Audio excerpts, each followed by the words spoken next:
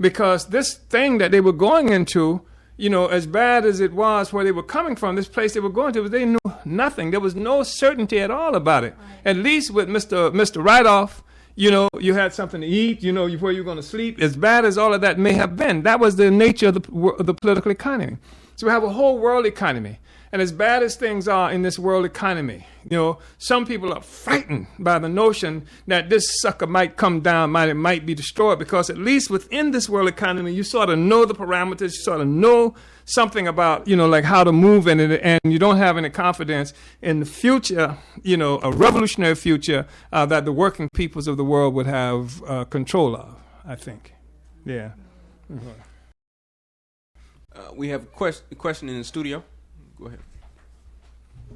Uhuru, I want to thank the chairman and Nyabinga and Penny for this incredible discussion and these understandings, and really unite with it going on YouTube so everyone around the world can benefit from it. And I just wanted to say a few things. One is around like social wealth in the white community or white world.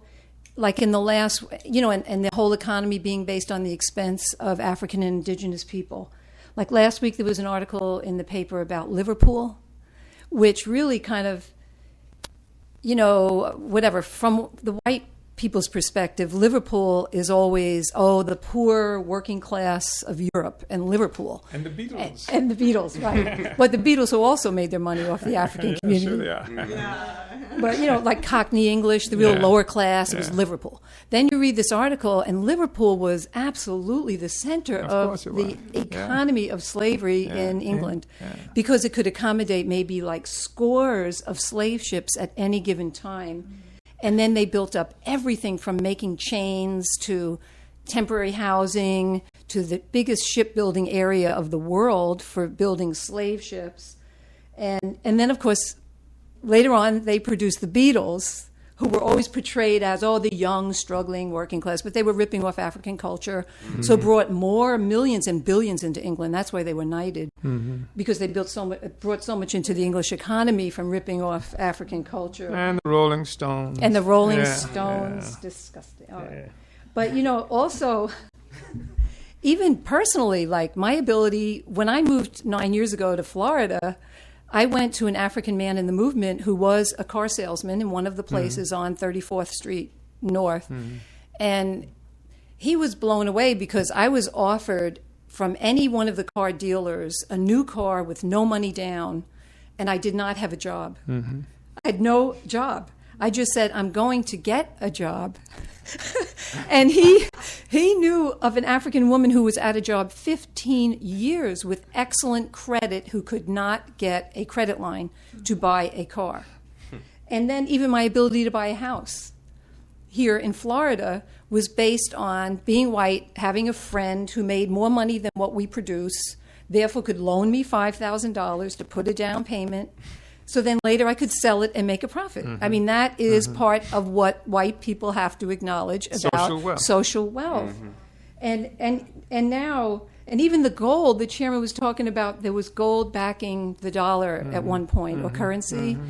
There was a show on TV a few weeks ago about, the belaboring 100 white engineers and ship people who spent 10 years trying to find this ship that came from California, I guess around, Panama or whatever, up onto the East Coast and crashed.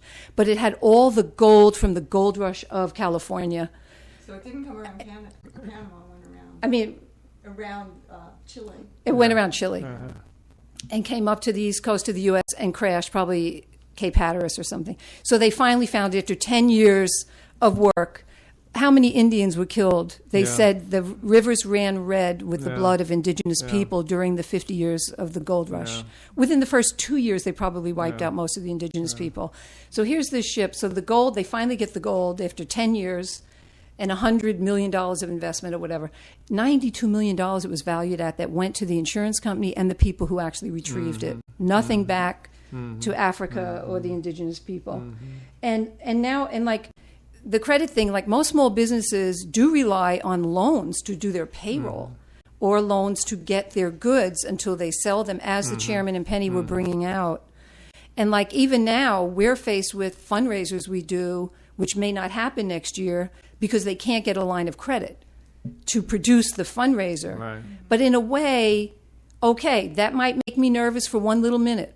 But really, what was that fundraiser to begin with? It was African culture.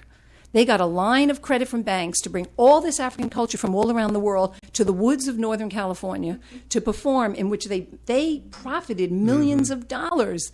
So, okay, let it fold, because the real thing is building the new economy. And the chairman keeps telling us the ASI, the Africa's resources in the hands of African people. For white people, what are we going to invest in? Jump off the ship. I have some contacts that I feel are really seeing, okay, wow, what Uhuru has been saying is really right. It's really right on. It's playing itself out with Obama. And some people are really nervous. They don't want to know you anymore because they want to hold on to the last threads of this, quote, hope that the imperialist economy will keep going. And we're saying, jump out. Yeah. Get in with us. Let's build the new economy, a revolutionary economy, not based on oppressor and oppressed. I don't know if anybody wants to. I just think one of the things that we're seeing today is the depth of religion in this country. And I'm not talking about the obvious kind of thing, but I'm talking about idealism, which is a form of religion, where, the faith in things unseen, unknown, and, no evidence of it. In fact, evidence can be quite contrary to what it is we're seeing. And really the ability of people to say, well, in the face of every bit of evidence of who Obama is, to go some other place with that, and how that's an obvious thing, but the thing that the comrade just mentioned about how all these people are just hoping and wishing, and things are going to turn out better, just in the face of absolute absence of any evidence that it will turn out better. I mean, just the depth of religion and idealism. It's a statement about what kind of education happens here, why falsification has to be a part of the educational process in this country. You cannot tell the truth. Nobody learns the truth in a so-called education here. They talk about how education is the solution to everything, but, like the education has to falsify in order to keep the imperialist thing going. Falsification is a profoundly, important aspect of that. And so people say, we don't know anything about African history, we don't know anything about American history, we don't know anything about anything. You don't know anything about the economy because falsification is absolutely necessary for the thing to work. You got a system that requires falsification, lying, and what have you, in order for it to continue to operate. And to the extent that the colors start taking over and people no longer believe in it, there is no Santa Claus, Virginia, no matter what they said, and people begin to, to recognize this, then, the system itself is in deep, deep, deep trouble. Or as George Herbert Walker Bush might have said, deep doo-doo. Yeah. Ooh.